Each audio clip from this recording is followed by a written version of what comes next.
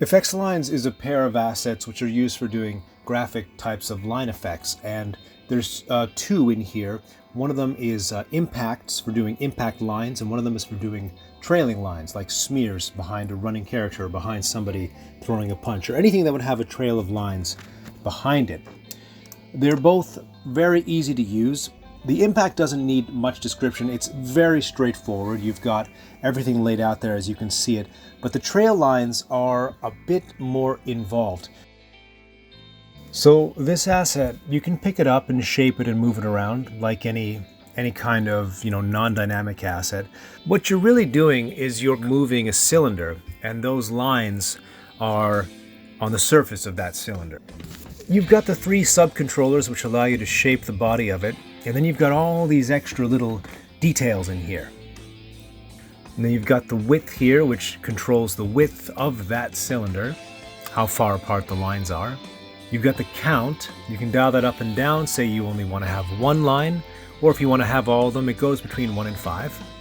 And then you've got the spans, and that kind of works like the resolution, how many divisions you have along the path. And then you've got spread. Spread spaces the lines out along the cylinder. So if you bring the spread down, they'll all be very closely bunched together. You've got this one called brush width, which is essentially the thickness of those lines. You've got the seed, which basically randomizes the look of it without changing anything else. And then after that, you've got length and position. And I'll show you what that does. Well, length is pretty clear. It changes the length.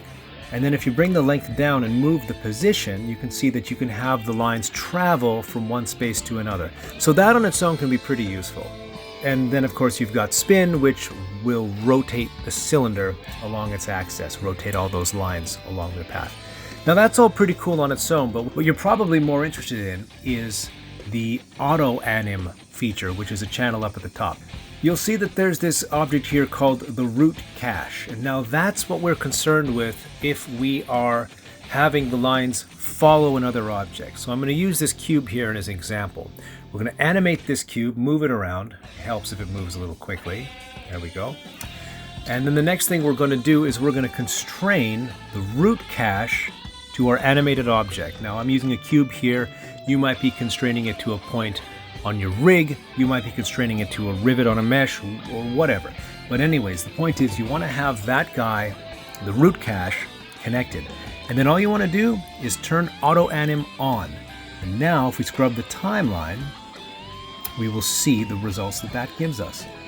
And as the object travels, you can see that our lines are following it. You still have the same animation controllers you had before, so you can adjust the shape of it. You can move the middle around and change the look of it just the same as you did before. But for the sake of simplicity, you want everything to be zeroed out before you turn auto anim on. There's a controller in there in the root cache joint, and it has some channels called offset 1, 2, and 3 and speed cutoff. Speed cutoff is important because you don't necessarily want the lines to be visible if your object is moving slowly. So you set speed cutoff to the certain speed at which, if it drops below that speed, the lines will disappear. And then you have offset 1, 2, and 3.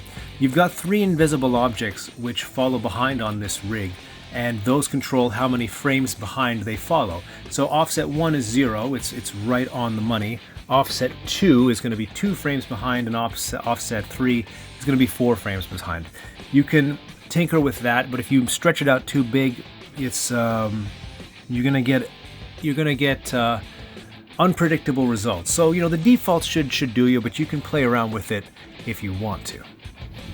And that, in a nutshell, is everything you need to know about the line effects.